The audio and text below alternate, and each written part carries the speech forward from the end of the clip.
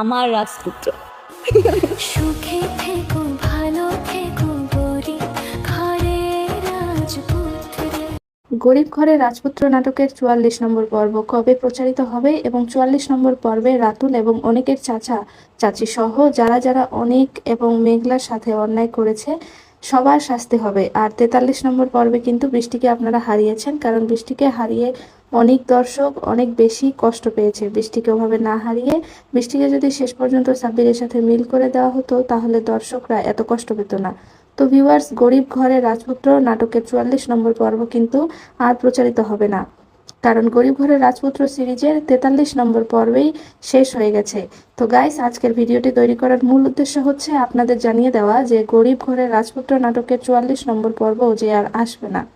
আর আপনাদের জন্য আরেকটি ছিল, তাদেরকে নিয়ে নতুন আরেকটি সিরিজ আসতে যাচ্ছে। এই সিরিজটির নাম হলো দুই পৃথিবীর রাজা।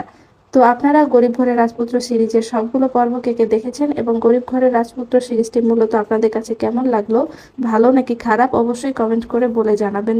তো গাইস, ভিডিওটি ছিল এই পর্যন্তই। সবাই ভালো থাকবেন, সুস্থ থাকবেন।